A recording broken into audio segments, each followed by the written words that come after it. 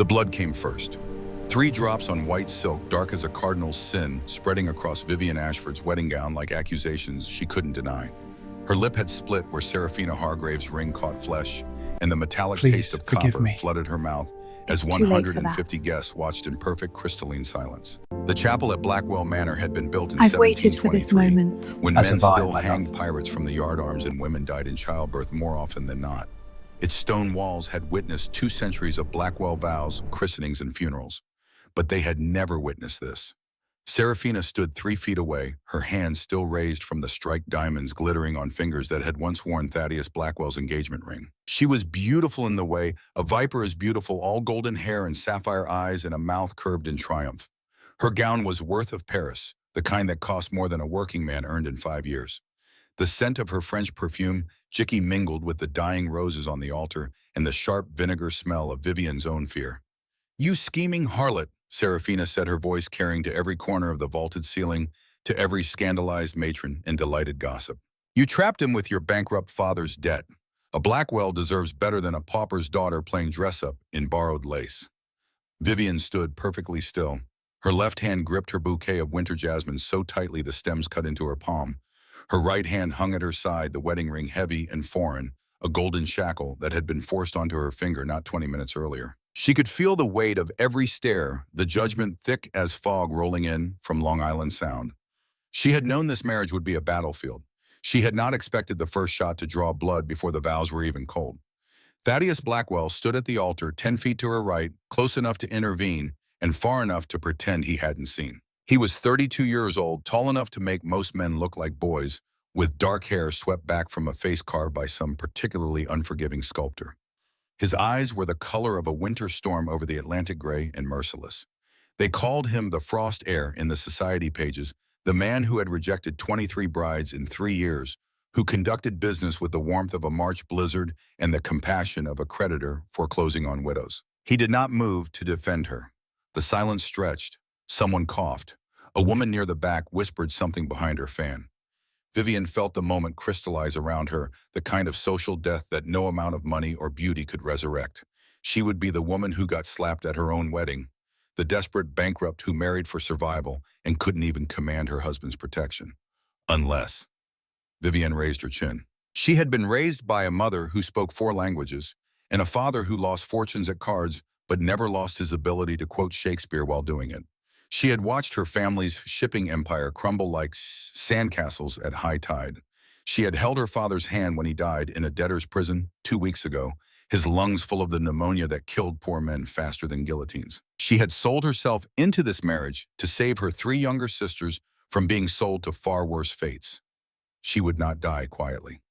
"Lady Hargrave," Vivian said, her voice steady despite the blood on her tongue. She did not wipe her mouth. "Let them see what Serafina's ring had done. Let them bear witness. Your jewelry is exquisite. Though I confess I've always found that women who strike others tend to be compensating for deficiencies elsewhere. A weak hand in cards, perhaps, or a weak husband in bed." The chapel erupted. Gasps ricocheted off stone. Someone laughed, quickly stifled. Lord Cornelius Hargrave, Serafina's husband, turned the color of an overripe plum. He was 52 years old and shaped like a man who had never met a meal he didn't befriend. His jowls quivered with rage, or perhaps the effort of standing upright in his corset. Serafina's face transformed. The beauty cracked, revealing something reptilian underneath. "You little... That's enough." The voice cut through the chaos like a blade through silk. Thaddeus Blackwell stepped forward, not between them, not quite, but close enough that his presence commanded attention. He looked at Serafina with the expression of a man examining a particularly disappointing business prospect. "You've made your point, Lady Hargrave," he said. His voice was a low rumble, the kind that vibrated in your chest. "I suggest you make your exit before you make it worse." "Thaddeus, I only came to..." "You came to humiliate my wife on her wedding day."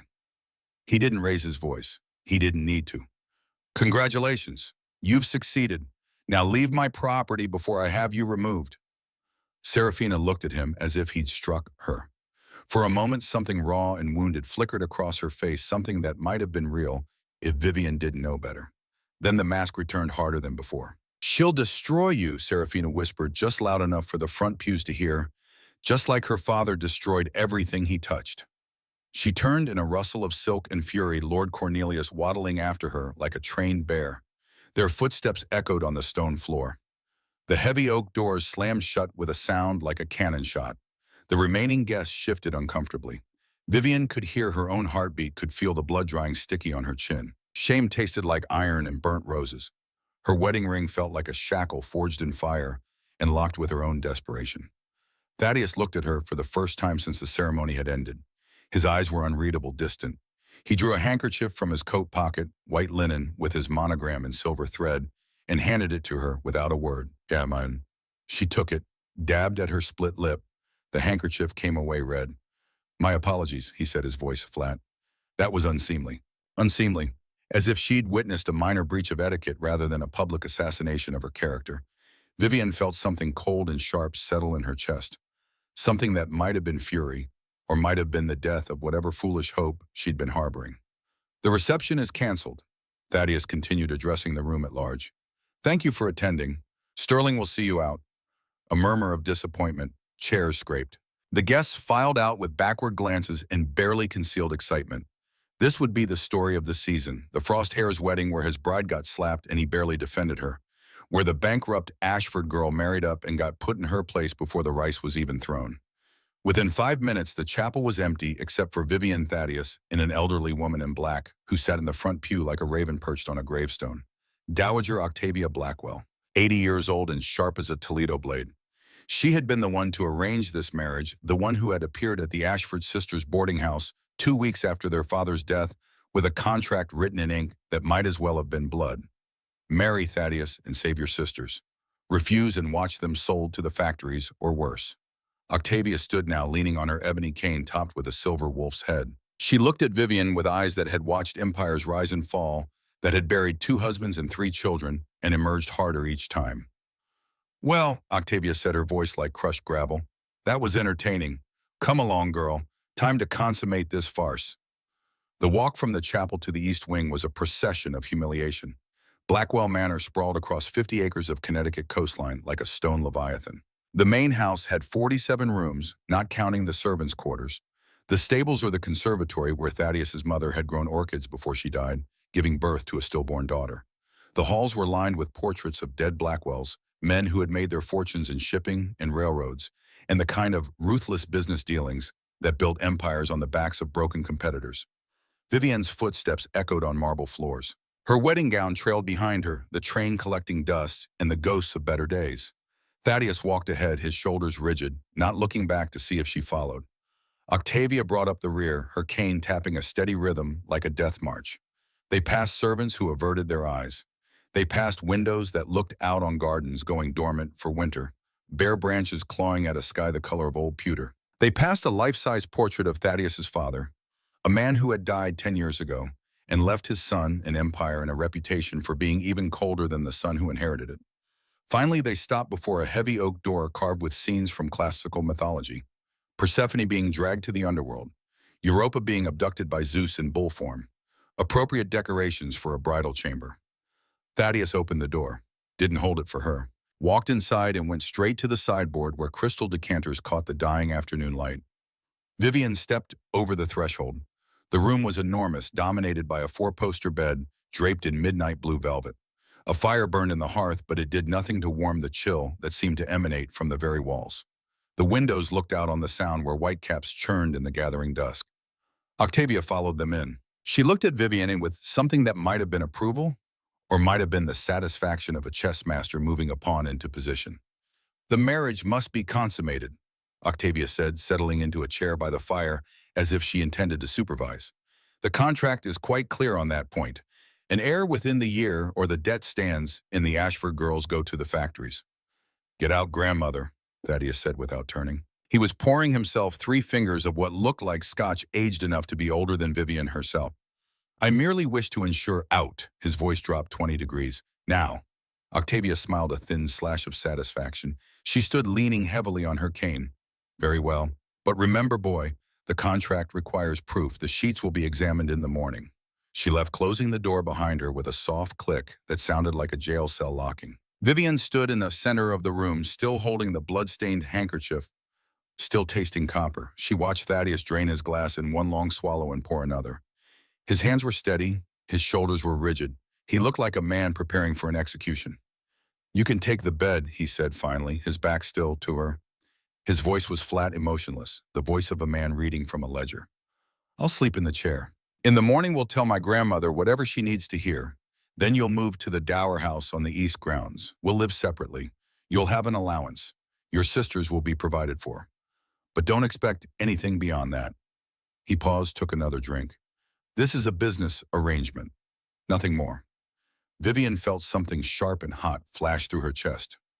All day she had been silent. Had stood in a dress she didn't own, speaking vows. She didn't mean binding herself to a man who looked at her like she was a debt to be paid. She had been slapped and bled and humiliated, and she had kept her spine straight and her chin up.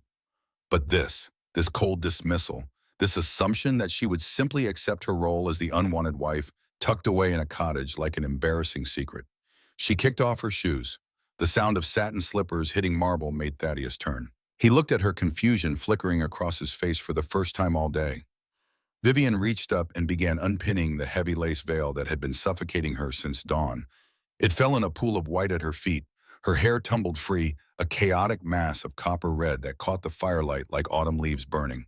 She shook it out, felt the weight of it fall past her shoulders. "Do you have any water?" she asked, her voice steady and sharp. "Or do you only drink poison?" She walked to the sideboard, ignored him standing there frozen with his glass halfway to his mouth, poured herself water from a crystal pitcher and drank it down in one long, unladylike gulp. Wiped her mouth with the back of her hand, a gesture her mother would have died to see. She turned to face him. "I know why you hate women, Thaddeus. Serafina Hargrave left you 3 years ago for a man with a higher title and deeper pockets. She laughed at your devotion, called it boring and suffocating. You've spent 3 years building walls of ice around whatever heart you have left, rejecting every woman who came near, because you're terrified that if you let anyone in, they'll see that you're not the frost heir at all. You're just a man who got hurt and decided the world owed him revenge." Thaddeus set his glass down very carefully. His jaw tightened. "You know nothing about me." "I know enough." Vivian walked to the massive trunk at the foot of the bed. Her wedding trousseau, such as it was. She opened it, retrieved a simple cotton nightdress. "I know you haven't visited your tenant farms in 3 years. I know you fired your estate manager for correcting your arithmetic on the railroad dividends. I know you spend your nights drinking scotch older than me and staring at the rain. Who told you this?" "I read." She looked at him over her shoulder. Her eyes were heterochromatic, one green as spring leaves, one blue as winter ice. A genetic quirk that had made her unmarriageable in polite society, too strange, too witchy. "I write political essays for the Tribune under the byline V.J. Thorne. You've read my work. You even wrote a letter to the editor 2 months ago calling my position on railroad monopolies dangerously naive." His eyes widened fractionally, recognition dawning. "That was you. That was me." She draped the nightdress over her arm. "Servants talk, Thaddeus. The world talks. You might refuse to listen, but I've made a career out of paying attention." She walked to the changing screen in the corner, a 3-panel affair painted with Japanese cranes, paused before disappearing behind it. "Here's my proposition. We stay in this room until dawn as your grandmother requires. But we won't touch. We'll talk. If by morning you can convince me that you're not completely insufferable, we'll discuss the actual terms of this marriage. If not, we fake the sheets and I move to the cottage. But either way, I'm not going to spend the rest of my life being treated like a debt your family is begrudgingly paying off." She stepped behind the screen, started unlacing the complicated architecture of her wedding gown, a task that should require a lady's maid, but that she'd learned to do herself when her family could no longer afford servants. "And if I refuse," Thaddeus asked, his voice rough, "then we sit in silence until dawn, and you get exactly what you asked for. A ghost of a wife you can ignore. But I think you're tired of ghosts, Thaddeus Blackwell. I think you're tired of being haunted." She heard him move, heard the clink of glass. Then footsteps. Not approaching, but retreating. The creak of leather as he sat in one of the armchairs by the fire. A long moment of silence. Then quietly, almost too quiet to hear him, "What do you want to talk about?" Vivian smiled behind the screen. "First victory." "Let's start with the real reason you hate the season," she said, struggling with a particularly stubborn hook. "And don't lie, I can smell a lie like I can smell cheap gin." They talked for 4 hours. It started cautiously, two opponents circling each other looking for weaknesses. Vivian emerged from behind the screen in her nightdress in a heavy velvet robe she'd found in the wardrobe, something that had probably belonged to Thaddeus's mother once. She sat in the armchair opposite his, the fire crackling between them, and they spoke of safe things first. The weather, the incompetence of the current Congress, the recent scandal involving a railroad baron and his much-too-young second wife. But then around midnight, when the scotch had loosened Thaddeus's tongue and the exhaustion had stripped away Vivian's filters, the conversation turned real. "You think I hate women?" Thaddeus said, staring into his glass. "I don't. I hate pretense. I hate the game of it. The smiling and the dancing and the careful words that mean 12 different things depending on who's listening. Serafina was good at that game. Better than me. She played me like a violin for 2 years and I never saw it coming." He looked up, met Vivian's gaze. "She didn't leave because I was boring. She left because Lord Hargrave offered her a duchy and I could only offer an earldom. She told me the night before the wedding was supposed to happen. Laughed about how easy it had been. Said my devotion was quaint but ultimately useless because devotion doesn't buy opera boxes in Milan." Vivian felt something twist in her chest, not pity exactly, understanding maybe. The recognition of a fellow survivor of other people's cruelty. "Devotion is rare," she said quietly. "Boring is underrated. Drama is exhausting." He looked at her as if seeing her for the first time. Really seeing her, not just the desperate bride he'd been forced to marry. "What about you?" he asked. "VJ Thorne. The woman who writes about labor rights and industrial accidents and railroad corruption with the kind of fury that makes senators nervous. Why marry me the allowance? The security. Freedom," Vivian said simply. "Your grandmother promised that if I gave you an heir, she'd grant me the deed to my family's library and the freedom to publish under my own name. I sold my body to buy my mind, Thaddeus. That's not noble. It's not romantic. It's survival." She leaned forward, the firelight catching the copper in her hair. "My father died in a debtor's prison because he gambled away everything we had trying to recoup losses from a shipping venture that was sabotaged by competitors. I have 3 sisters. Lily is 16. The twins Rose and Iris are 14. When father died, the boarding house owner gave us 1 week before she'd sell them to the textile factories. Do you know what happens to pretty girls in textile factories, Thaddeus?" His jaw tightened. "I can imagine. I doubt you can, but I don't have to imagine. I've written about it. I've interviewed the survivors." She held his gaze unflinching. "So when your grandmother showed up with a contract that would save them in exchange for 1 year of my life and whatever children I can produce, I signed. I signed and I showed up and I let Serafina Hargrave split my lip in front of 150 witnesses because it was still better than watching my sisters destroyed." The fire popped. Sparks danced up the chimney. Outside, the wind had picked up, rattling the windows, making the old house groan like a ship at sea. Thaddeus set his glass down, leaned back in his chair. "You're not what I expected." "What did you expect?" Tears begging. "Yes." Vivian laughed, a short, dark sound. "I'm done begging. I begged the creditors not to take our house. I begged the prison warden to let me see my father before he died. I begged God to make it stop. None of it worked. So now I negotiate instead." She stood, walked to the window where the Sound lay dark below, dotted with distant lights from ships anchored offshore. "I don't need you to love me, Thaddeus. I don't even need you to like me, but I need you to respect me enough to be honest. If this marriage is going to be a business arrangement, fine. But business partners don't lock each other in towers. They don't humiliate each other in public. They treat each other with professional courtesy." She turned back to him. "Can you do that? Or are you so in love with your own misery that you need to spread it around?" He stood, walked to where she stood by the window. Up close, he was even taller than she'd realized, broad-shouldered and solid in a way that suggested actual physical labor, not the soft bodies of men who spent their lives behind desks. There was a scar on his right hand, she noticed now, a thin white line from thumb to wrist. "I'm not in love with my misery," he said quietly. "I'm just tired. Tired of performing.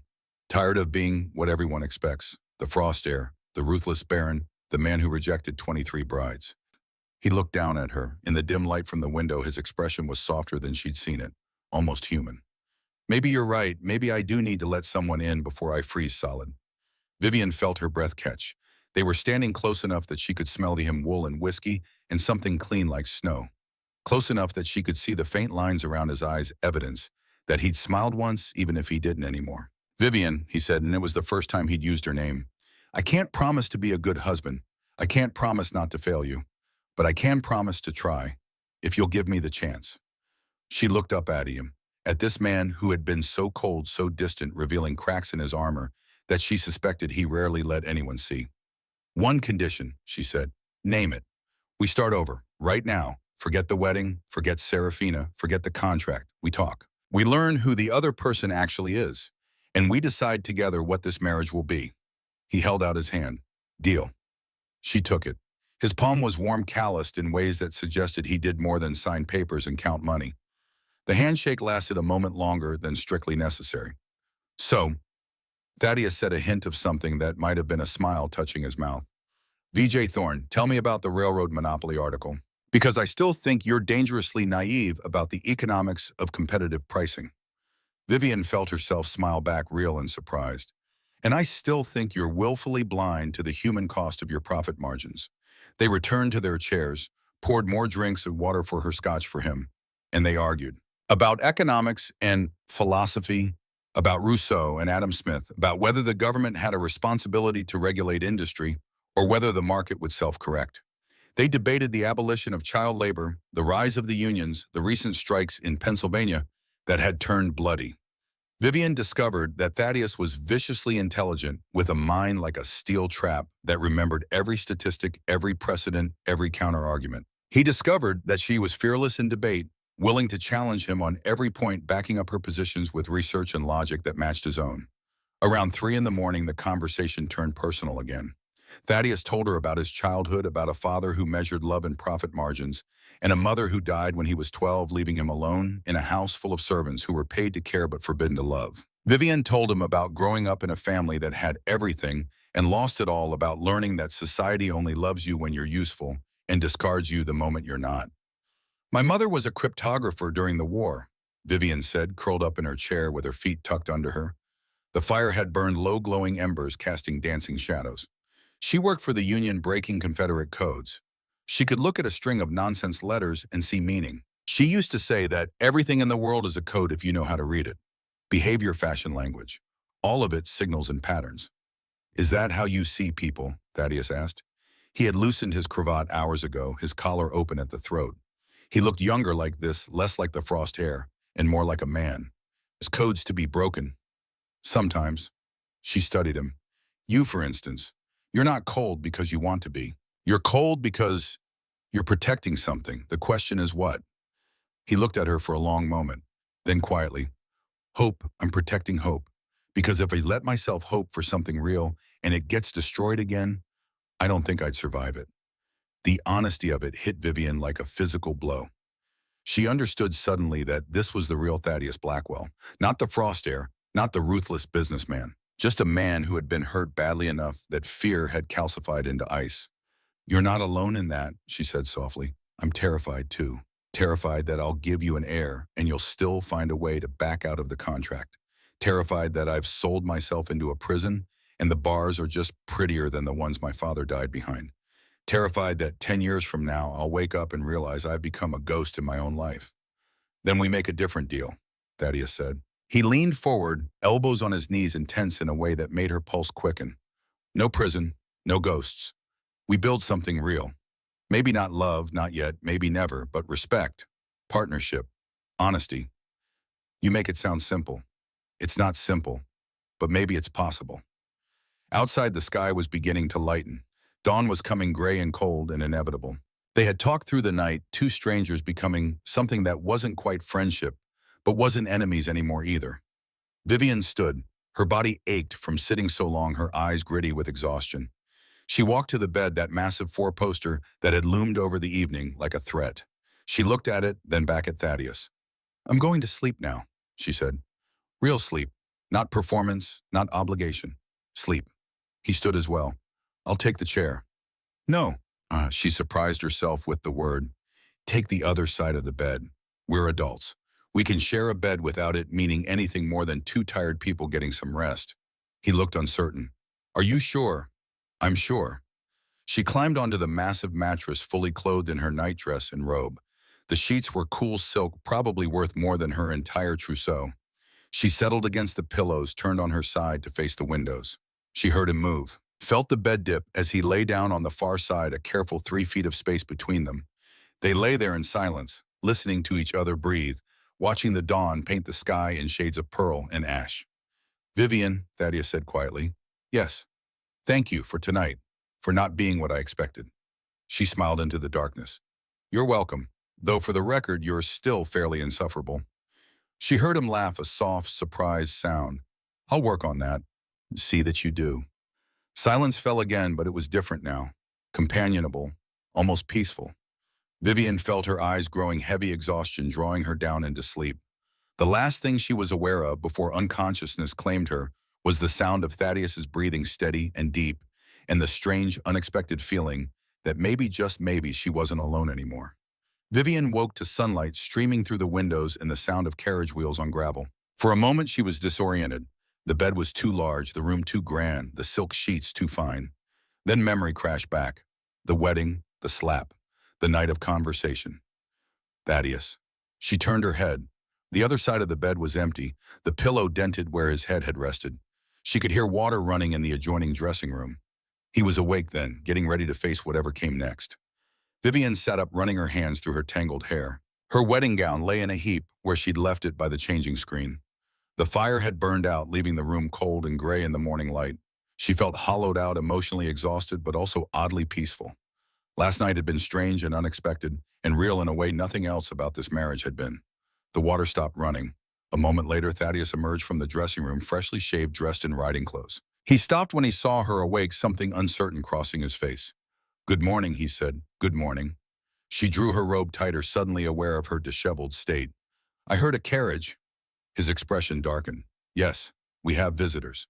Something in his tone made her stomach drop. "Who?" He walked to the window, looked down at the drive. His shoulders tensed. "Serafina and Lord Hargrave. They claim to be passing through on their way to their estate in the Berkshires. They wish to offer their felicitations." Vivian got out of bed, joined him at the window. Below, a gleaming black carriage bore the Hargrave crest, a rampant lion holding a rose. Serafina descended in a traveling suit of royal purple that probably cost more than the Ashford family had earned in a decade.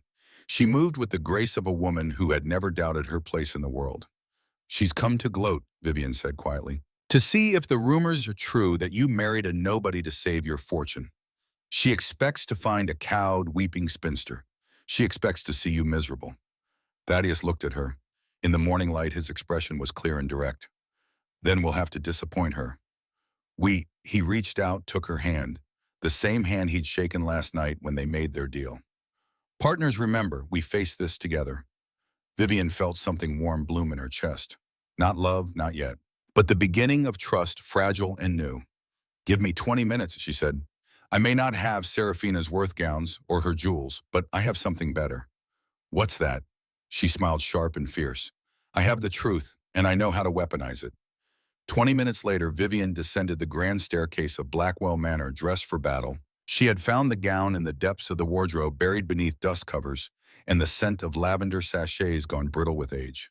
Emerald silk cut in a style 10 years out of fashion, but fitted perfectly to her tall, slender frame. It had belonged to Thaddeus's mother, dead these 20 years, a woman whose portrait hung in the gallery, with the same fiery coloring and defiant tilt to her chin.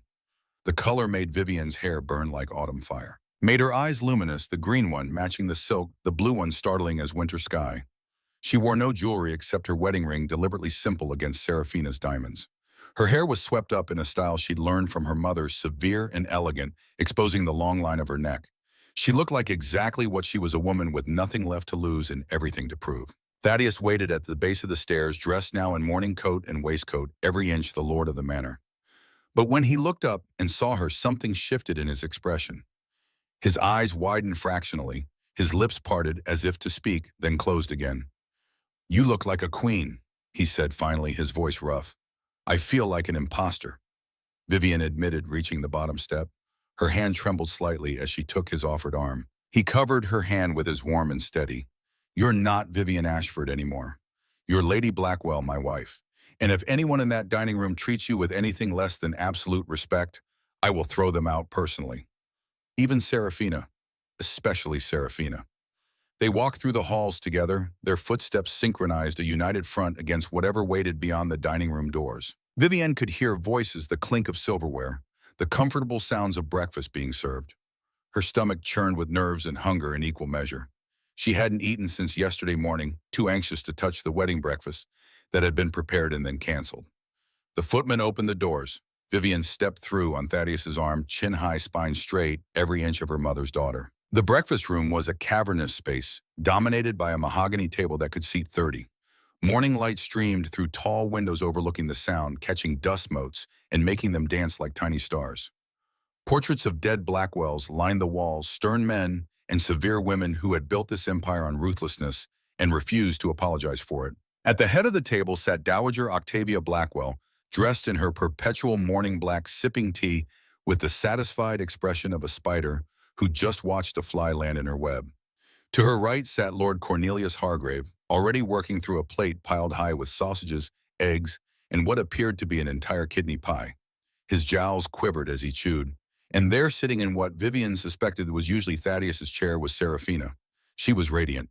There was no other word for it. Her blonde hair caught the light like spun gold. Her skin was perfect porcelain. Her traveling suit of royal purple velvet had probably been fitted by Worth himself, cut to emphasize her figure while maintaining perfect propriety. She wore sapphires at her throat that matched her eyes, each stone larger than Vivienne's thumbnail. She looked up as they entered, and her smile was all teeth. "Thaddeus, darling," she purred, rising gracefully. "How wonderful to see you. We simply had to stop by after hearing the news. A winter wedding, how Gothic, how desperate." She moved as if to embrace him, arms outstretched, the gesture calculated to look affectionate while actually asserting dominance. "Look," it said, "I can still touch him. I still have access." Thaddeus stopped 3 feet away, offering a stiff bow instead. "Lady Hargrave, Your Grace, this is an unexpected honor." His tone suggested it was anything but an honor. "Oh, don't be so formal, darling." Serafina laughed, the sound like crystal chimes, musical and sharp enough to cut. "We've known each other far too long for such coldness. Besides, I simply had to meet your new bride." Her gaze slid to Vivienne and the smile turned predatory. "We heard such interesting things in the city. A secret wedding at midnight. It sounded so Gothic, so desperate. They're saying you were forced into it. Some sort of debt situation, how terribly romantic." Vivienne felt the weight of the moment settle on her shoulders. Every eye in the room was on her, judging, assessing, waiting for her to crumble or cry or confirm every awful thing they'd been whispering about the desperate bankrupt who trapped the Frost heir. She thought of her father dying in that cell, of her sisters huddled in a boarding house waiting to see if she'd saved them or failed, of Thaddeus sitting across from her last night, vulnerable and honest in the firelight, trusting her with truths he showed no one else. She smiled. "Lady Hargrave," Vivienne said, her voice clear and steady, "how kind of you to be so concerned about my marriage. Though I confess I've always found that women who obsess over other people's relationships tend to be compensating for deficiencies in their own." The room went very still. Serafina's smile froze. "I beg your pardon. Oh, forgive me." Vivienne continued, moving to the sideboard to pour herself tea with hands that didn't shake. "That was indelicate. Let me be clearer. Your jewelry is exquisite. Truly breathtaking. The sapphires especially. They remind me of something I read in the Tribune last week about a certain duke heavily mortgaging his estates to maintain his wife's lifestyle. Such devotion. Though one does wonder if devotion measured in debt is really devotion at all, or just desperation in expensive clothing." Octavia made a sound that might have been a cough or a laugh. Lord Cornelius turned an alarming shade of purple, a piece of sausage suspended halfway to his mouth. "How dare you?" Serafina hissed, all pretense of warmth evaporating. "You have no idea what you're talking about. We are perfectly solvent. The Hargrave fortune is leveraged at a 3-to-1 ratio according to the financial disclosures filed with the Bank of New York," Vivienne said calmly, adding cream to her tea. "I read the quarterly reports. It's fascinating what they reveal if you know how to interpret the numbers. But please don't let me interrupt your breakfast. That kidney pie looks delightful." She sat down next to Thaddeus, who was staring at her with something that looked suspiciously like admiration. Under the table, he squeezed her hand. Serafina remained standing, trembling with barely controlled fury. "Thaddeus, are you going to let her speak to me this way?" "Lady Hargrave?" Thaddeus said, his voice dropping to that dangerous rumble Vivienne was beginning to recognize. "You came to my home uninvited. You insulted my wife at our wedding, and now you have the audacity to demand courtesy while offering none." I suggest you sit down and finish your tea before you embarrass yourself further. Embarrass myself. Serafina's voice climbed toward hysteria. I came here out of concern for you, Thaddeus. To warn you, to save you from making a terrible mistake. The only mistake, Vivian said quietly, was Thaddeus wasting 3 years mourning a woman who never deserved his devotion in the first place. The words hung in the air like smoke. Serafina stared at her, something raw and wounded flickering across her perfect features before the mask of sophistication slammed back into place. We're leaving, Serafina announced, spinning toward her husband.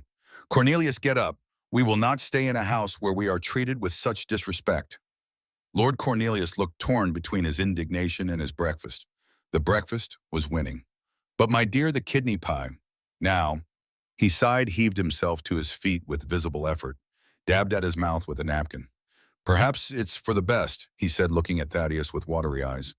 Though I must say, old boy, you've married quite the spitfire. Reminds me of my first wife. Before the consumption took her. He paused, considering. Or was it the second wife? No, the third. Definitely the third. Serafina was already at the door, vibrating with rage. Lord Cornelius waddled after her, still clutching a sausage. Their footsteps echoed down the hall, growing fainter, until finally the front door slammed with a sound like a gunshot. Silence descended on the breakfast room. Then Octavia threw back her head and cackled, a sound like dead leaves rattling in wind. By God, girl, you have teeth. I told you, Thaddeus. I told you she had the Blackwell fire in her. She stood leaning heavily on her cane and walked around the table to where Vivian sat. Up close, her eyes were sharp as broken glass, assessing and calculating. She reached out one gnarled hand and tilted Vivian's chin up, examining her face like a jeweler appraising a stone. You'll do, Octavia said finally. You'll do nicely. She released Vivian's chin, tapped her cane against the floor. Now eat something before you faint. You look half-starved. Thaddeus, stop staring at your wife like she hung the moon and pass her the eggs. Vivian felt something loosen in her chest. She had expected criticism, censure, perhaps another battle to fight.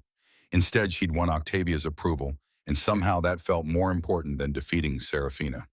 She took the eggs Thaddeus handed her, their fingers brushing in the transfer. He was looking at her with an expression she couldn't quite read, something warm and surprised, and perhaps a little awed. That was magnificent, he said quietly. Vivian felt heat rise in her cheeks. She made it easy. Women like her always do. Still, he leaned closer, his voice dropping to a whisper only she could hear. Remind me never to get on your bad side. Too late, she murmured back. You locked me in a room and assumed I'd be grateful. You're already on probation. He smiled, then a real smile that transformed his face from severe to something approaching beautiful. I'll work on that. They ate breakfast in companionable silence, Octavia watching them both with satisfaction, occasionally interjecting commentary about various society scandals and the deplorable state of modern manners. Vivian found herself relaxing, the food settling warm and welcome in her empty stomach, the morning light painting everything in shades of gold. For a moment, just a moment, it almost felt like a real marriage. Then she saw Thaddeus stiffen, saw him look toward the window, his expression shuddering closed, all that warmth evaporating like morning mist. What is it? Vivian asked, following his gaze. Through the window she could see the Hargrave carriage still in the drive, but it wasn't moving toward the gates. It was stopped near the stables, and Lord Cornelius was standing beside it, deep in conversation with someone Vivian couldn't see. They're still here, Thaddeus said, his voice tight. They should have left 10 minutes ago. Octavia set down her teacup with a sharp click. That man never could follow through on a dramatic exit, too fond of his comforts, probably begging the cook for provisions for the road. But Vivian saw something else, saw the way Lord Cornelius kept glancing back toward the house, saw the furtive quality of his movements. This wasn't about food, this was something else entirely. Who is he talking to, she asked. Thaddeus stood, walked to the window, his jaw tightened. One of the stable boys, Thomas. He's new, hired last month. Something cold slithered down Vivian's spine. You don't trust him. I don't know him. And Cornelius has no reason to be speaking with my servants unless... He stopped, his expression darkening. Unless he's bribing them for information. 3 days passed in uneasy peace. Serafina and Lord Cornelius finally departed, though not before Vivian noticed several of the newer servants watching the carriage leave with expressions that suggested recent financial transactions. Thaddeus noticed too, she could tell, but he said nothing. Just added it to some internal ledger of grievances he was compiling. The household settled into a routine. Vivian took breakfast with Thaddeus and Octavia each morning, learning the complex social dynamics of managing an estate this size. She walked the grounds in the afternoons, exploring the vast acreage, making mental notes about the tenant farms she glimpsed in the distance and the servants who averted their eyes when she passed. And at night, she and Thaddeus returned to their room and talked. Not about the marriage, not about obligations or heirs, or the contract that bound them. They talked about ideas, about books, about the world beyond Blackwell Manor. He taught her about economics and trade policy, explaining the intricate web of railroad investments that formed the backbone of his fortune. She challenged him on labor rights and worker safety, quoting statistics from her research until he was forced to concede points he'd held for years. They slept in the same bed, careful space between them, but the space was shrinking. Inch by inch, night by night. Not touching, but aware of each other in the darkness, the sound of breathing, the warmth of another body. It felt like standing at the edge of something vast and terrifying and potentially wonderful. On the third morning, Octavia made her announcement at breakfast. "The autumn ball," she said as casually as if commenting on the weather. "It's tradition. The Earl always presents his new countess at the autumn ball. I've already sent the invitations." Thaddeus's fork froze halfway to his mouth. "Grandmother, no." "Grandmother, yes," Octavia said, spreading jam on her toast with vicious precision. "We are not hiding like criminals. If we hide, we look guilty. If we host, we look powerful. The ball happens in 2 days." 2 days? Vivian's voice came out higher than intended. "I have nothing suitable to wear. I don't know the dances. I don't know half the people who will attend." "You have a brain," Octavia snapped. "And you have Thaddeus. He'll teach you the waltz. The dressmaker arrives this afternoon. And as for the people, they're all tedious and predictable. Just smile, look beautiful, and let them gossip. That's all they're good for anyway." She stood, gathered her shawl. "Now, if you'll excuse me, I have arrangements to make. A ball doesn't plan itself no matter how much one wishes it would." She swept out, leaving Thaddeus and Vivian staring at each other across the ruins of breakfast. "I can't do this," Vivian said quietly. "I can't face 300 people who all know I married you for money, who all saw Serafina slap me at my own wedding. They'll eat me alive." "No," Thaddeus said firmly. He stood, walked around the table, helped her to her feet. "They'll try, but you've already defeated Serafina Hargrave over breakfast. 300 gossips should be easy by comparison." "That's not funny. It's not meant to be funny. It's meant to be true." He drew her toward the door. "Come with me." He led her to the ballroom. Vivian had seen it before, in passing, a vast space that took up the entire east wing of the second floor. Parquet floors polished to mirror brightness, crystal chandeliers the size of carriages, windows that stretched from floor to ceiling, overlooking the sound. It was beautiful and intimidating in equal measure, designed to overwhelm and impress. Right now it was empty, except for dust motes dancing in shafts of sunlight. "We have 2 days," Thaddeus said, releasing her hand and walking to the center of the floor. "That's enough time to teach you the basics, assuming you're a quick study." "I'm a very quick study," Vivian said, following him. "But I've never waltzed in my life. My family couldn't afford dancing masters after my father's first bankruptcy." "Then we start from the beginning." He held out his hand, formal and proper. "May I have this dance, Lady Blackwell?" Vivian felt her heart kick against her ribs.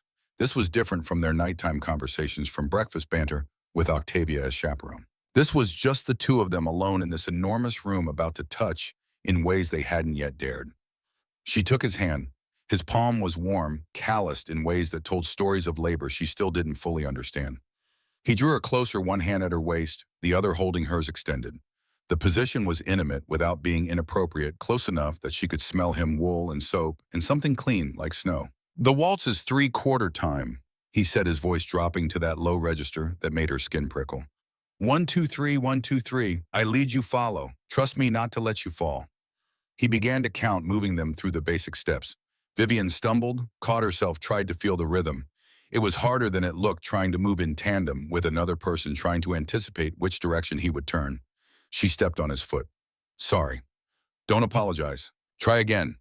They went through it again and again. Slowly at first, then faster as she began to understand the pattern. Thaddeus was patient, correcting her form with gentle touches, adjusting her posture, teaching her to feel the lead and the pressure of his hand. 1, 2, 3, she counted under her breath.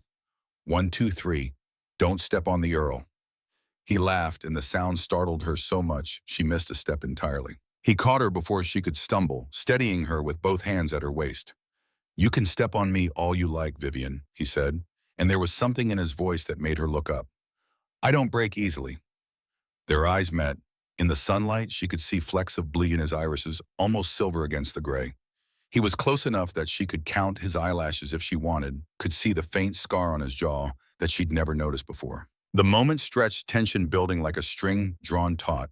Then Vivian broke it, stepping back, needing space to breathe. "Again," she said, her voice not quite steady. "Let's try it again."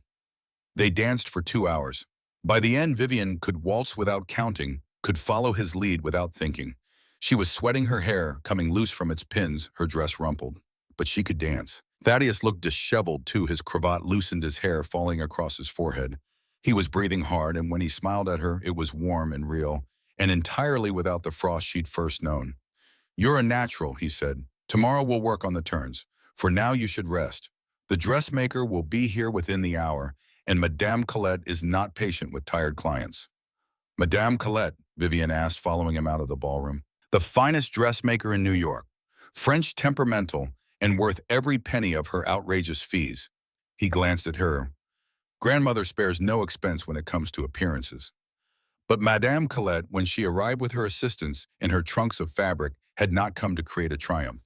She had come, Vivian realized within the first 5 minutes, to sabotage. The woman was small and sharp-featured, dressed entirely in black except for a tape measure draped around her neck like a snake. She circled Vivian with the expression of someone examining a particularly disappointing piece of livestock. She said, her French accent thick. "The coloring is unusual, and the height très difficile. We will have to work very hard to make something acceptable." She snapped her fingers. Her assistants opened trunks, drawing out bolts of fabric. Muddy browns, sickly yellows, a gray the color of old dishwater. "These," Madame Colette announced, "will complement your unusual complexion."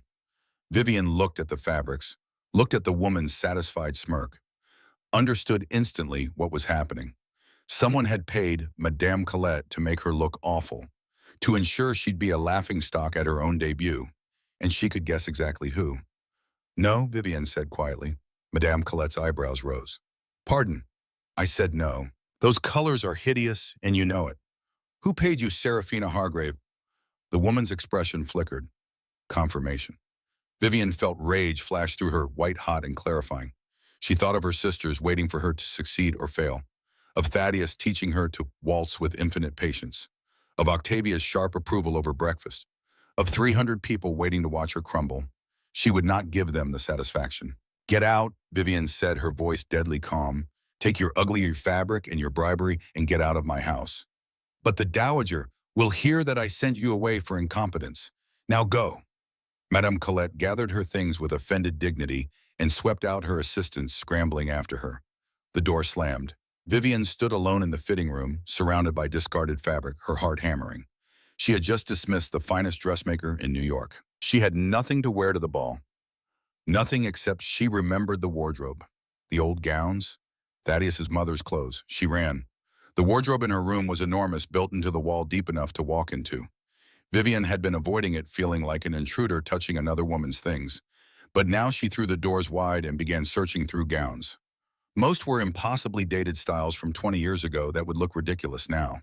But there at the very back, wrapped in muslin and preserved with careful mothballs, was something that made her breath catch. Midnight blue velvet, simple cut, almost severe but timeless. Silver embroidery climbing up from the hem like frost on a window, delicate and intricate. No bustle, no excessive trim, just clean lines and exquisite craftsmanship. It was perfect. Vivian drew it out, laid it on the bed. The fabric was heavy, rich, obviously expensive but understated. She held it up to herself, looked in the mirror, then quickly stepped behind the changing screen to try it on. By some miracle, or perhaps because Thaddeus's mother had been tall, like her, the gown fit almost perfectly. Just the waist and hem needed adjusting. With her coloring, the midnight blue would make her hair burn like copper fire. The silver embroidery would catch the light, draw attention without being ostentatious. It would say, "I don't need to try. I'm a Blackwell now." Vivian found her sewing kit, the cheap one she'd brought from the boarding house, set up by the window where the light was best, and began to work. She worked through dinner, declining to go down, claiming fatigue. Worked through the evening, her fingers flying through the delicate fabric, taking in seams, adjusting the fit. The embroidery was already perfect, clearly done by a master, but she added tiny touches of her own silver thread in patterns that mimicked frost crystals, barely visible unless you looked closely. Around midnight, she heard a knock on the door. "Come in," she called, not looking up from her stitching. Thaddeus entered carrying a tray. "Sterling said you refused dinner. I brought you something." He stopped when he saw her surrounded by midnight blue velvet silver thread caught in her hair like starlight. His expression shifted, softened. "What are you doing?" "Madame Colette was bribed by Serafina to make me look ridiculous," Vivian said matter-of-factly, threading another needle. "I dismissed her. Now I'm fixing this gown myself." She expected anger or perhaps concern about the scandal of dismissing such a prominent dressmaker. Instead, Thaddeus set down the tray and came to look at her work. "This was my mother's," he said quietly, touching the velvet with careful fingers. "Her wedding gown. She wore it when she married my father in 1852. "I'm sorry," Vivian said immediately. "I should have asked. I can find something else." "No." He knelt beside her chair, still touching the fabric. "She would have wanted you to wear it. She would have liked you, I think. You have the same fire she did, the same refusal to be diminished." He looked up at her, and in the candlelight, his expression was impossibly soft. "Let me help. You can sew. My mother taught me, said a man should be self-sufficient." A small smile. "I'm better at mending sails than ball gowns, but the principle is the same." They worked together through the night, him holding the fabric while she stitched, occasionally threading needles or pinning seams. They didn't talk much, but the silence was comfortable, companionable, the kind of silence that spoke of trust. Around 3 in the morning, Vivian's eyes began to droop. She blinked, trying to focus, but the thread kept blurring. "Enough," Thaddeus said gently, taking the needle from her fingers. "You'll damage your eyes. We'll finish tomorrow." "But the ball is tomorrow night. We have time." He helped her stand, led her to the bed. "Sleep, Vivian, real sleep." She was too tired to argue. She lay down fully clothed on top of the covers, intending to rest just for a moment, but exhaustion dragged her down into darkness. The last thing she felt was Thaddeus draping a blanket over her, his touch careful and protective. The last thing she heard was his whisper, so quiet she might have dreamed it. "I'm falling for you, Vivian. God help me." Then sleep claimed her entirely. The day of the ball dawned cold and clear, the kind of autumn day where the sky looks polished and the air tastes like apples. Vivian woke alone, the gown finished, and hanging on the wardrobe door, every seam perfect. Thaddeus must have worked through the night. She touched the velvet, felt the weight of the gesture. He had stayed up to finish her gown, had given her his mother's wedding dress, had whispered words she wasn't meant to hear, but that echoed in her chest like bells. Tonight. Tonight she would face 300 people who wanted to see her fail, and she would do it wearing midnight blue velvet and the weight of Thaddeus Blackwell's unexpected faith. She dressed carefully as evening fell. The gown fit perfectly now, hugging her figure before falling in clean lines to the floor.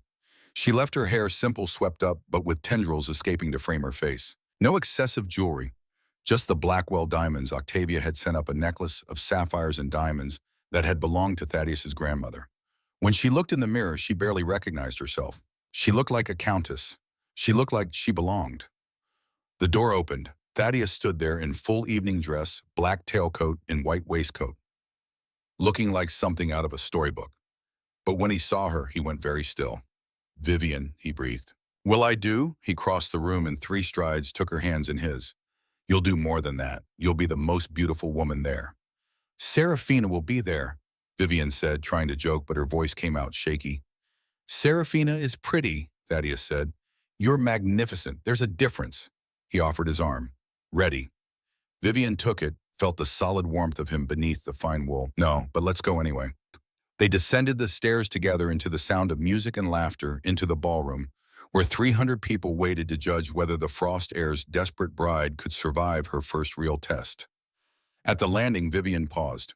Through the open ballroom doors, she could see the crowd, could see Serafina in royal purple, holding court near the refreshment table, could see the faces turning toward her, curious and cruel.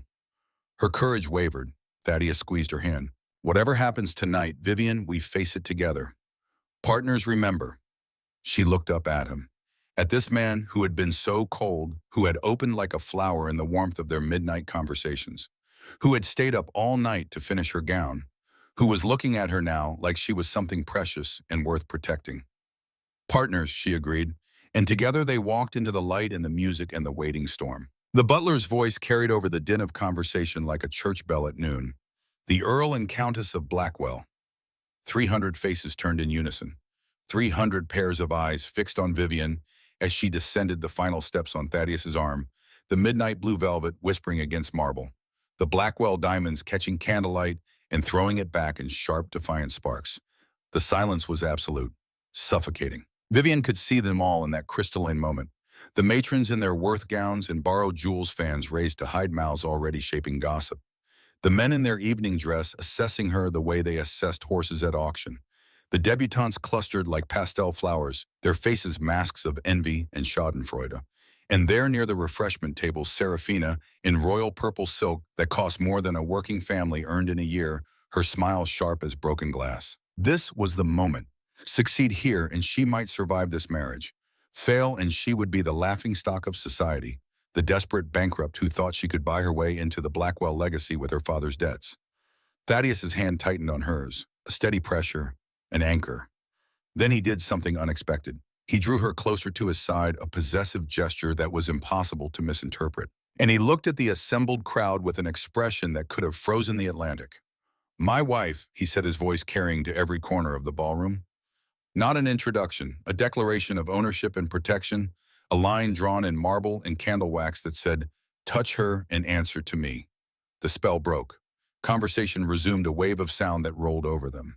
But Vivian saw the shift in posture, the recalculation happening behind painted fans and false smiles. The frost heir had claimed his bride publicly. That changed things. Thaddeus leaned down, his breath warm against her ear. "Shall we dance?" The orchestra struck up a waltz, the same three-quarter time they'd practiced in the empty ballroom, but now with violins and cellos and 200 watchful eyes. Thaddeus swept her onto the floor, one hand at her waist, the other holding hers extended in perfect form, and they danced. Vivian had been terrified she would forget, the steps would stumble, and confirm every awful thing they were thinking about the girl who didn't belong. But her body remembered what her mind wanted to forget. 1, 2, 3, 1, 2, 3. Follow his lead. Trust him not to let you fall. Thaddeus moved with a powerful grace that surprised her every time, guiding her through the turns with the kind of competence that made the difficult look effortless. His eyes never left her face. In the candlelight, they gleamed like silver dark clouds breaking to reveal sky. "You're doing beautifully," he murmured. "I'm counting steps in my head," she confessed breathlessly. 1, 2, 3. 1, 2, 3. Don't step on the Earl." He laughed, warm and genuine, and several people near them turned to stare. The frost heir laughing. That alone would be tomorrow's scandal. "You can step on me all you like," he said, echoing their first practice session. "I meant what I said. I don't break easily." The waltz ended. Applause rippled through the crowd, polite and measured. Thaddeus bowed. Vivian curtsied, and then the vultures descended. A dowager in peacock feathers approached her, smile predatory. "Lady Blackwell, how charming to finally meet you. We've heard so much. Your father was in shipping, wasn't he, before the unfortunate bankruptcy?" Translation. "We know you're poor. We know you don't belong here." "My father made his fortune and lost it," Vivian said calmly. "Rather like the railroads your husband invested in before the crash of '73. Though at least my father had the grace to die quietly rather than bore everyone at dinner parties with stories of his former glory." The dowager's face went purple. She turned and swept away in a rustle of offended taffeta. Thaddeus squeezed Vivian's hand. "One down, 299 to go." They separated, then social protocol demanding they circulate. Vivian found herself cornered by a cluster of young women who wanted to know if the rumors were true. Was she really a writer? Had she really published political essays under a man's name? Did she actually know how to read Latin? "Yes," Vivian said to all of it. "I write, I publish, I read Latin and Greek and French. I have opinions about tariff reform and labor rights and the appalling conditions in the textile factories that make the dresses you're wearing." They stared at her like she'd grown a second head. Then unexpectedly, the youngest one smiled. "That's extraordinary. I should like to read your essays sometime." "Then I'll send you a copy," Vivian said, warming to the girl. "Though I warn you, they're not fashionable. They're true." She moved through the crowd, dodging intrusive questions and veiled insults, watching Thaddeus from across the room as he conducted business disguised as socializing. He moved through these people like a shark through a school of fish, predatory and efficient, always aware of who was speaking to whom, what alliances were forming and breaking in whispered conversations. This was his world. these careful dances of power and pretense. And he was good at it in ways that made her understand exactly why they called him the Frost Heir. But every few minutes, his eyes would find hers across the room. A check-in, a silent question. Are you all right? And she would nod. Because she was. She was holding her own, until the moment she wasn't. Vivian had slipped away to catch her breath, retreating to the long gallery adjacent to the ballroom. It was quieter here, lined with portraits of dead Blackwells and windows that looked out onto gardens gone skeletal with winter. She stood before a painting of Thaddeus's mother, seeing her own face reflected in the glass, wearing the same gown the painted woman wore. Enjoying the view. The voice came from behind her, whiskey rough and unpleasant. Vivian turned to find Lord Cornelius Hargrave blocking the doorway back to the ballroom. He swayed slightly, his face flushed with drink and something uglier. Your Grace, Vivian said, forcing courtesy into her tone. I was just returning to the party. Were you? He stepped into the gallery, closing the distance between them. The smell of brandy and old sweat rolled off him in waves. Or were you hoping for some privacy, some time away from all those judgmental eyes? Vivian's heart kicked against her ribs. The gallery was long, and he was blocking the only exit. Through the window, she could see the gardens below, dark and empty. No one would hear her if she screamed over the music. I should return to my husband, she said, moving to step around him. He blocked her path. Your husband, the high and mighty Frost Heir. Do you know why my wife is so upset with you? Because I married the man she threw away for a better title? His face darkened. Careful, girl. You're in no position to insult your betters. My betters? Vivian felt anger flash hot through her fear. You're a duke who married his title, not earned it. You spend your wife's money and your afternoons drunk in gentlemen's clubs while she schemes to destroy people who never did her harm. If you're my better, then the aristocracy truly is dying. The slap came fast, backhand across her face. Not hard enough to truly hurt, but shocking in its casual violence. Vivian tasted blood again, a copper echo of her wedding day. Lord Cornelius grabbed her arm, his fingers digging into her flesh hard enough to bruise. Listen to me, you little whore.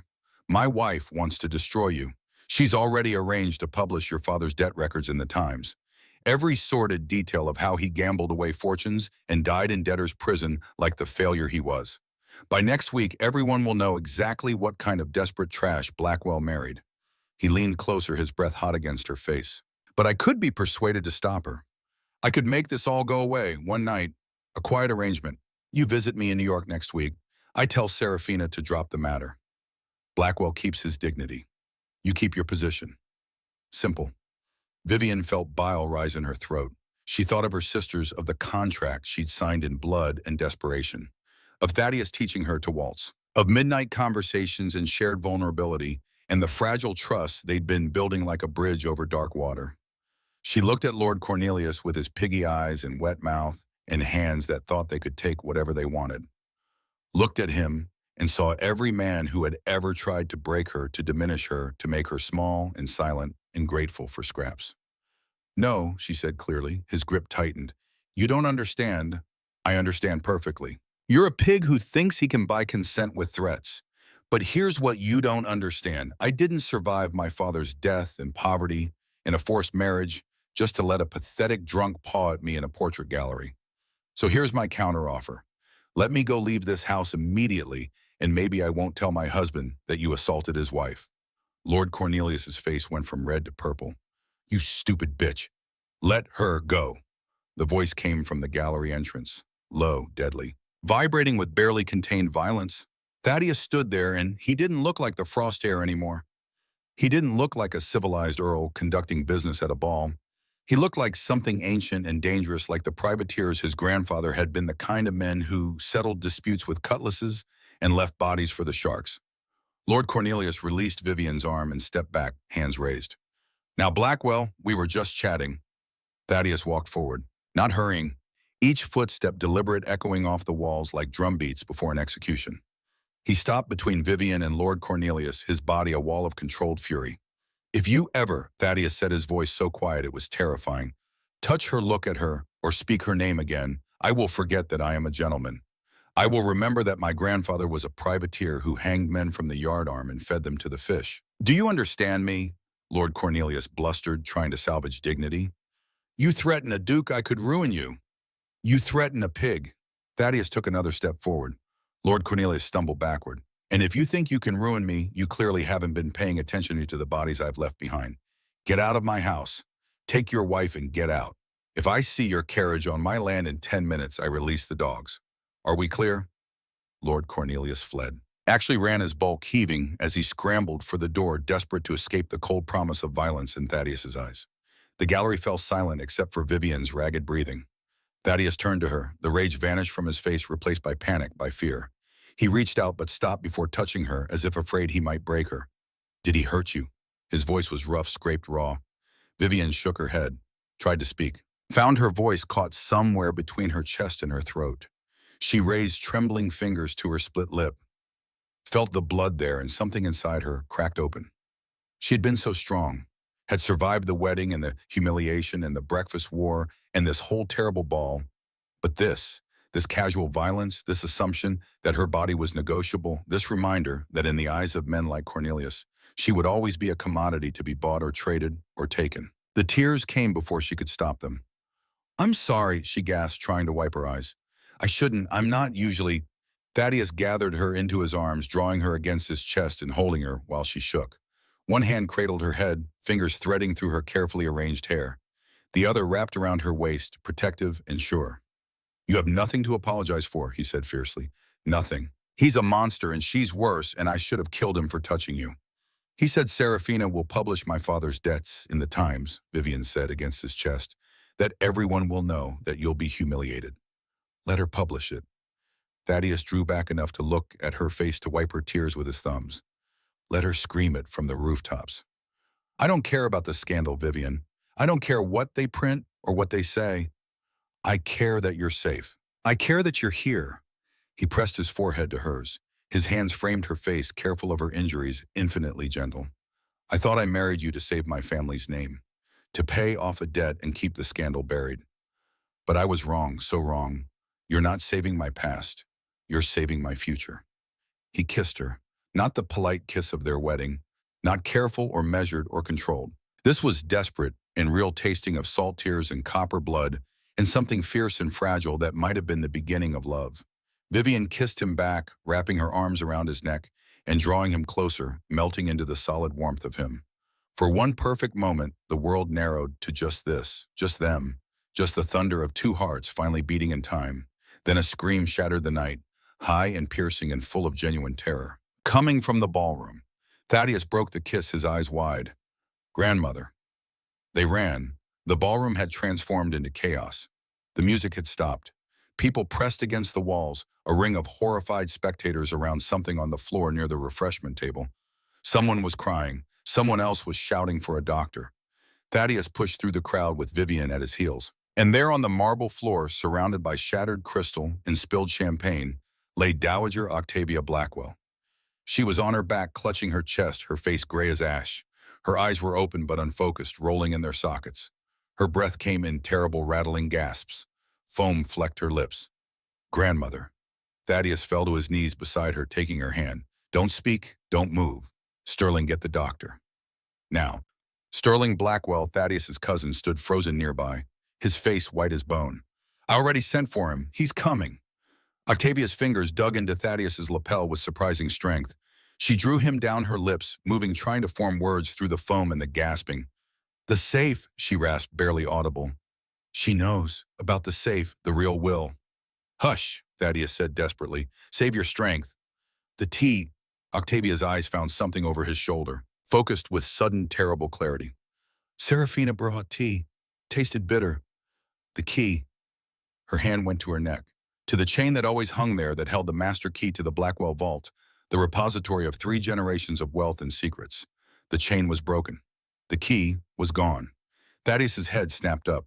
His eyes found Serafina standing near the refreshment table, her face a mask of horror. Beside her, a teacup lay on its side, amber liquid pooling on white linen. She stole it! Serafina screamed, pointing a shaking finger. Not at herself, at Vivian. Her performance was flawless, the concerned friend discovering a crime. She had planned this moment for weeks, knowing that with 300 witnesses and planted evidence, no one would question her. She stole the key.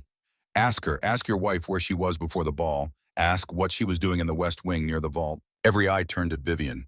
She stood there in her midnight blue gown, still disheveled, from crying blood on her lip from Cornelius's slap. She looked guilty. She looked like exactly what they wanted to see the desperate bankrupt caught in her crime. Sterling stepped forward, his face grim. He held up a small brass key.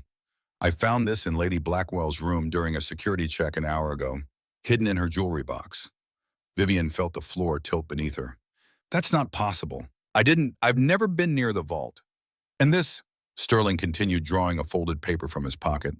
A letter to your father promising to send money as soon as you could access the Sterling hoard. He unfolded it, held it up.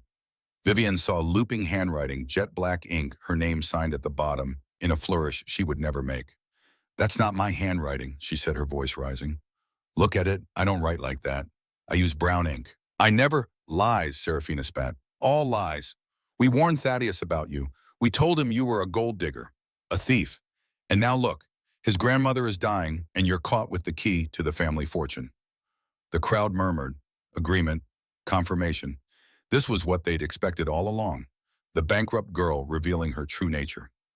Thaddeus stood slowly, looked at the key in Sterling's hand, looked at the letter, looked at Vivian with her blood-stained mouth and tear-streaked face.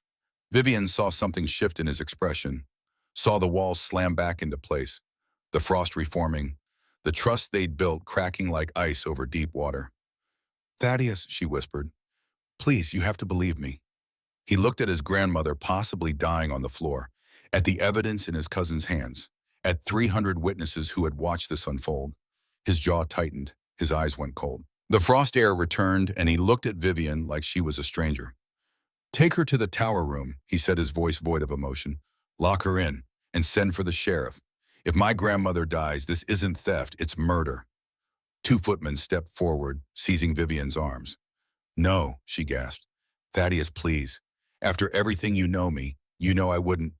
I don't know anything anymore, he said, turning his back on her to kneel beside Octavia. Get her out of my sight. They dragged her away as she screamed his name, dragged her through the ballroom where 300 people watched in satisfaction and vindication. Dragged her up the stairs to the tower room, that cold stone cell at the top of the East Wing, where the Blackwells had locked away secrets and scandals for 200 years. The door slammed, the bolt shot home, and Vivian was alone in the dark, still wearing midnight blue velvet, still tasting blood and betrayal. She did not cry. She was past tears now, past pleading or hoping or praying for mercy from people who had never intended to give it. Instead, she thought. She replayed the evening in her mind. The letter Sterling had shown. The handwriting was looped and flowery, the kind of penmanship taught to debutantes. Vivian's own writing was cramped and upright, honed by years of taking notes in cramped quarters with bad light. And the ink, jet black India ink. Vivian used walnut ink mixed with iron gall, a cheaper blend that dried to sepia brown. Serafina would know that. Serafina had been in her room, had seen her writing desk. But she'd made mistakes, had assumed Vivian's handwriting would match her sex rather than her circumstances. The key. Sterling claimed to have found it in her jewelry box, but Vivian had no jewelry except what Octavia had lent her tonight. The box in her room was empty, sitting on the dressing table exactly as it had been since she arrived, unless someone had planted evidence there. During the ball, when everyone was distracted, when a loyal servant, perhaps bribed, could slip in unnoticed. And the tea. Octavia had said the tea tasted bitter, brought by Serafina. Aconite, perhaps, or belladonna. Poisons that mimicked heart failure. This wasn't improvised. This was planned, orchestrated. From the moment Serafina showed up at the wedding, this had been the endgame. Destroy Vivian, frame her for theft and possibly murder. Drive a wedge between her and Thaddeus so deep it could never be crossed. And it had worked. Vivian stood and walked to the window. The tower room was 15 feet across stone walls and a single barred window that looked out over the Sound. No fire, no light except what came from the moon, cold enough that she could see her breath. She pressed her face against the bars and looked down. 40 feet to the ground, no escape that way, no rescue coming, just her in the dark in the slow creep of despair. But Vivian Ashford had not survived this long by giving up. She had lost everything before and built it back. She would do it again. She just needed time, evidence, and Thaddeus to remember who she actually was beneath the lies they'd planted. She settled onto the floor, drew her knees to her chest, and began to plan. Below in Octavia's bedroom, Thaddeus sat vigil beside his grandmother's bed. Dr. Harrow had come and gone, leaving tinctures and terrible news. Poison, almost certainly, some kind of plant alkaloid, possibly belladonna or aconite mixed into tea. Octavia's heart was failing. She might survive the night. She might not. Thaddeus held her cold hand and felt the weight of failure crushing his chest. He had let this happen. Had been so distracted by Vivian, by his own softening heart, that he'd missed the threat circling his family. Sterling stood by the door, uncomfortable and guilty. "I'm sorry, Thaddeus. I should have been more vigilant." "Not your fault," Thaddeus said automatically. But it was someone's fault, Vivian's apparently, the woman he'd been falling for. The woman who had made him believe for just a few days that maybe he could be something other than the Frost heir. Serafina entered dressed in gray, now playing the concerned friend. She placed a hand on his shoulder. "I'm so sorry this happened. If I'd known what she was planning." "The letter," Thaddeus interrupted. "Let me see it again." Sterling handed it over. Thaddeus unfolded it, held it up to the gaslight. "Read it 3 times slowly." "Dearest father, I have secured the key to the Sterling hoard. Soon we shall have funds enough to restore our position. Your devoted daughter, Vivian." Something nagged at him. Something wrong. The handwriting was too perfect, too practiced. Vivian's letters to him had been quick scrawls, efficient and borderline illegible. This looked like it had been copied from a penmanship manual. And the phrasing. Sterling hoard. Vivian was a writer, a journalist. She would never use such a melodramatic phrase. She spoke of assets and capital and liquid funds, clinical language, precise, and the ink. Thaddeus stood, abruptly walked to the window, held the letter up to the light. Jet black. Fresh. He thought of Vivian bent over her sewing last night, the silver thread catching lamplight. And before that, working at the writing desk in their room, using that cheap brown ink. She mixed herself because she couldn't afford better. "Where did you find this?" he asked Sterling. "In her jewelry box, like I said." "Vivian doesn't own jewelry. The box was empty when she arrived." Sterling hesitated. "Maybe she brought it with her. Maybe—" "And this ink." Thaddeus turned to face them both. "India ink, black. Vivian uses walnut ink mixed with iron gall. It dries brown. I've watched her write a dozen letters. None of them look like this." Serafina's expression flickered. Just for a second. But Thaddeus saw it. The flash of panic before the mask returned. "You're grasping at straws," she said. "Looking for excuses because you can't accept that she fooled you." "You found this in her jewelry box," Thaddeus said to Sterling, "when, an hour before the ball, I was doing security rounds." "You never do security rounds. That's the head butler's job." Thaddeus stepped closer. "Who asked you to search her room, Sterling?" His cousin went pale. Lady Hargraves suggested. She said she was concerned." "You searched my wife's room on Serafina's orders." Thaddeus's voice dropped 20 degrees and conveniently found evidence that was planted there. Evidence written in the wrong hand with the wrong ink, saying things Vivian would never say. "Thaddeus, you're being ridiculous," Serafina said, backing toward the door. "Your grandmother is dying. The key was stolen. The evidence is forged."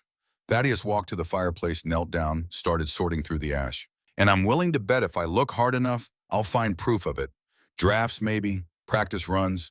You always were meticulous, Serafina, too clever for your own good." "I don't have to listen to this." She turned to leave. "Sterling," Thaddeus said quietly, "search her room, the one she's staying in. Check the fireplace. Look for drafts." "You can't." "This is my house," Thaddeus said, standing. "And nobody hurts my wife and gets away with it." Sterling left at a run. Serafina stood frozen, her perfect mask finally cracking. Thaddeus saw fear there now.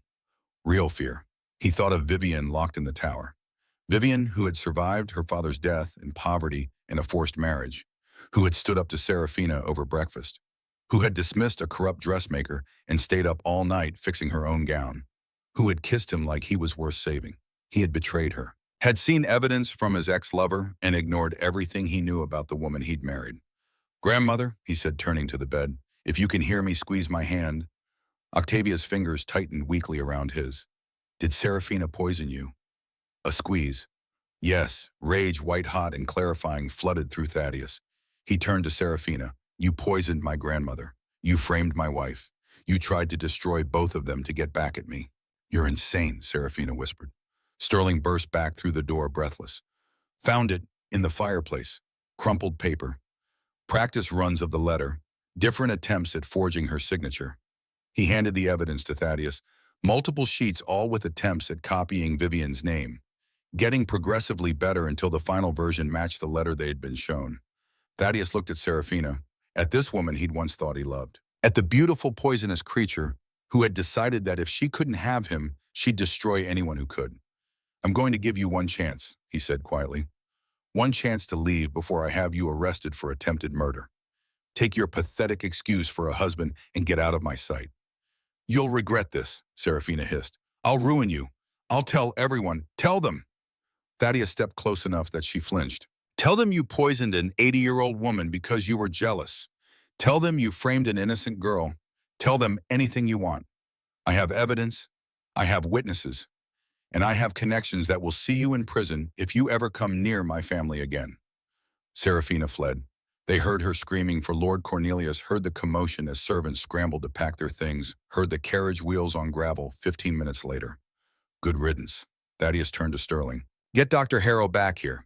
Tell him we know it was poison. Tell him to do everything possible to save her. He paused. And Sterling, thank you for finding the truth. I should have seen it sooner. We both should have. Now go.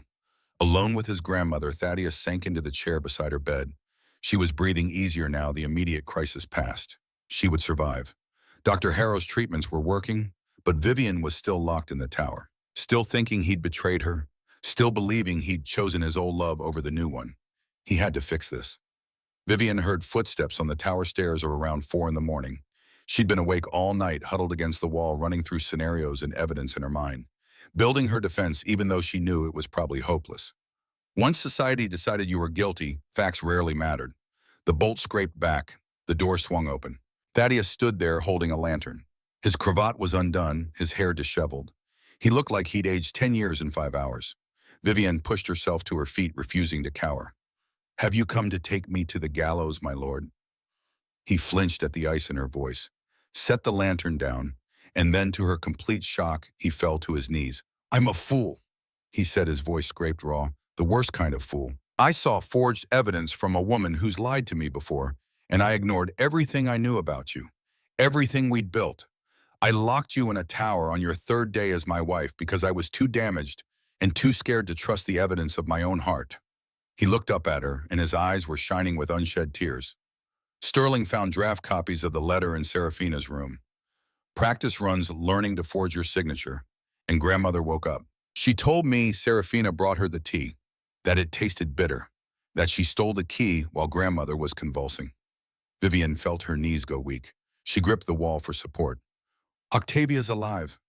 Alive and already demanding to see you so she can apologize for not warning you about Serafina sooner. A ghost of a smile. She says you have more Blackwell fire than anyone she's ever met, including her. And Serafina? Gone. I gave her and that pig she married 10 minutes to leave my property, or I'd have them both arrested. They're probably halfway to New York by now. He was still kneeling, still looking up at her like she was something precious that he'd almost destroyed through his own stupidity. Vivian, he whispered, can you forgive me? I know I don't deserve it. I know I broke every promise we made. But I'm asking anyway because I can't bear the thought of losing you. Vivian looked down at him, at this man who had been so cold, so damaged, who had opened up to her in midnight conversations and taught her to waltz and stayed up all night to finish her gown, who had defended her from Cornelius and then betrayed her at the first test of faith. She should hate him, should walk away and take the divorce and the scandal and start over somewhere Serafina's poison couldn't reach. But she thought of her father dying alone in that prison, of her mother breaking enemy codes during the war because she believed in something bigger than herself, of her sisters depending on this marriage to survive. And she thought of Thaddeus's face when he'd kissed her in the gallery, the way he'd looked at her like she was saving his future. You hurt me, she said quietly, badly. You promised to protect me, and then you threw me away the first time someone challenged your trust. I know. If we're going to make this marriage real, it can't happen again. Ever. The next time someone tries to destroy me, you stand with me first and investigate later. The next time someone tries to destroy you, Thaddeus said fiercely, I'll stand with you and destroy them. No investigation needed. I choose you, Vivian. Over my pride, over my fear, over the ghosts that have haunted me for 3 years. I choose you. He reached into his coat, drew out something that glinted in the lamplight. The master key to the vault. This is yours now. All of it. The money, the house, the name. If I ever lock you up again, use this to take everything and leave me with nothing. Because that's what I'll deserve. Vivian took the key, felt the weight of it, the trust it represented, the apology forged in brass and old promises. She knelt down so they were level, looked into his eyes and saw the man beneath the frost. "I forgive you," she said, "not because you deserve it, but because I want to build something real with you. And you can't build on unforgiveness any more than you can build on lies." She reached out, placed her hand on his cheek. "But if you ever lock me in a tower again, Thaddeus Blackwell, I will burn your library to the ground and use the ashes to write the most scathing expose ever published about the Frost heir who never learned to trust." He laughed a choked, relieved sound. "Deal." He kissed her, then drawing her into his arms, right there on the cold stone floor of the tower. Kissed her like she was oxygen and he'd been drowning. Like she was dawn after the longest night. Like she was home. And Vivian kissed him back, tasting salt tears, his or hers, she couldn't tell, and the copper of her split lip and the sweetness of forgiveness earned. When they finally broke apart, Thaddeus rested his forehead against hers. "Come downstairs. Grandmother wants to see you. And there are 300 guests who owe you an apology. 300 witnesses who watched you arrest me for murder," Vivian corrected. "This will be all over the papers by morning." "Let it be." He stood helping her to her feet. "Let them print whatever they want. We'll tell the truth. Together. Partners." "Partners," she agreed. Hand in hand, they walked down from the tower into the gray light of dawn. The aftermath was swift and brutal. By noon, Dr. Harrow had confirmed the poison was aconite administered in tea brought by Serafina. The evidence of forgery was incontrovertible. Sheriff Davies arrived to take statements and issue warrants. By evening, the story had spread through society like wildfire. The Frost heir's ex-lover had tried to murder his grandmother and frame his new wife. It was scandal of the first order, the kind that would be talked about for decades. 3 months later, Serafina stood trial in New Haven. The courtroom was packed with spectators who wanted to watch the beautiful Duchess fall. The evidence was damning. The forged letters, the practice drafts, Octavia's testimony delivered from a wheeled chair with the force of divine judgment, Dr. Harrow's analysis of the poison, and Vivian's testimony. Calm, factual, devastating. She recounted the conversation in the gallery, Lord Cornelius's threats, Serafina's pattern of sabotage from the dressmaker to the ball. The jury deliberated for 45 minutes. Guilty on all counts.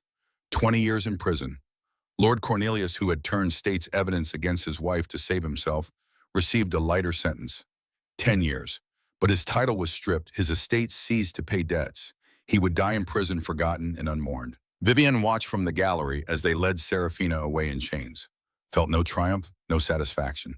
Just the quiet certainty that justice, however delayed, had been served. Outside the courthouse, Thaddeus took her hand. "How do you feel?" "Tired," Vivian admitted, "and ready to go home." Home. Blackwell Manor. The place that had been a prison was slowly becoming a refuge. They'd spent the last 3 months rebuilding. Not just the trust between them, but the estate itself. Thaddeus had started visiting the tenant farms again, seeing the people who depended on him. He'd reduced rents during the harsh winter, rebuilt 3 tenant cottages, and hired a physician to visit the farms monthly.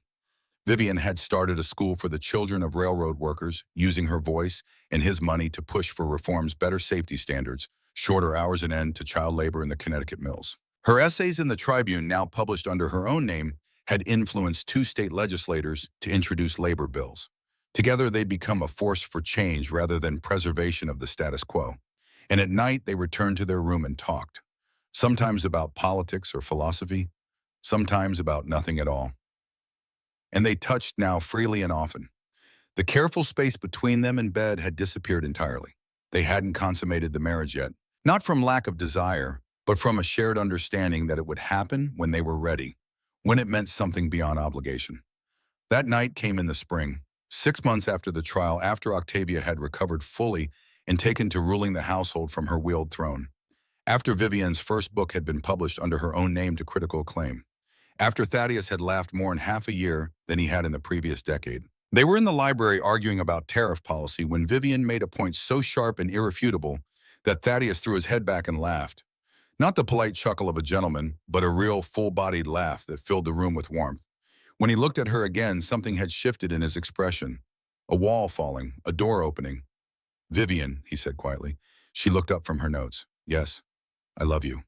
The words came out, certain, no hesitation. As if he'd been holding them for months and finally had the courage to set them free. The words hung in the air between them. Simple, true, terrifying. Vivian set down her pen, stood, walked to where he sat by the fire. "I know. You know, you've been showing me for months, in every visit to the farms, every reform you've supported, every midnight conversation, every time you've chosen me over your fear. She touched his face. But it's nice to hear. And you, he asked, his voice rough with hope and fear. I love you too, Thaddeus Blackwell. I fought it for a while, tried to keep this purely practical. But somewhere between the tower and the trial, between the waltz lessons and the library arguments, I fell. Hard. He stood drawing her against him. Marry me. We're already married, Oshamadan. I know, but marry me anyway. Properly. With a ceremony where no one slaps you and I actually mean the vows. Where we choose each other instead of being chosen by debt and contract. Vivian smiled up at him. Yes, 1,000 times yes. They made love that night for the first time. Not in the cold bridal chamber, but in their room, their space surrounded by books and firelight, and the weight of choice freely made. It was awkward and sweet and perfect. They laughed. They fumbled. They learned each other's bodies the way they'd learned each other's minds. And afterward, lying tangled in sheets, Thaddeus drew her close and whispered, "Thank you." For what? For not giving up on me. For seeing past the frost to whatever was worth saving underneath. Vivian kissed his shoulder. There was always something worth saving. You just needed someone brave enough to dig for it. 1 year later, almost to the day of their first wedding, they stood in the same chapel and spoke vows again. But this time Vivian wore ivory silk that she'd chosen herself. This time the chapel was full of people who loved them, tenant farmers, and railroad workers and political reformers. This time when Thaddeus said, "I do," his voice was clear and certain and full of joy.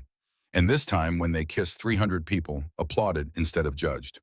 At the reception, Octavia sat in her wheeled chair with Vivian's 3 sisters clustered around her. Lily was 18 now, about to attend Vassar. The twins Rose and Iris were 16 and already showing signs of Vivian's fierce intelligence. "You did well," Octavia told Vivian, watching Thaddeus across the room as he laughed with Sterling. Her eyes were still sharp despite her 80 years. "Better than I'd hoped. You didn't just save him, you transformed him." "We transformed each other," Vivian corrected. "That's how real partnerships work." Octavia smiled, a rare expression of genuine warmth. "Then I'll die happy knowing the Blackwell legacy is in good hands." As the sun set over the Sound, painting the sky in shades of copper and gold, Thaddeus found Vivian on the terrace. He held out his hand. "Dance with me." "We've been dancing all night." "I know, but I'm not done yet." They waltzed on the terrace in the fading light, no music except the sound of waves and their own synchronized breathing. 1, 2, 3, 1, 2, 3. The same steps they'd practiced a year ago when everything was uncertain and terrifying.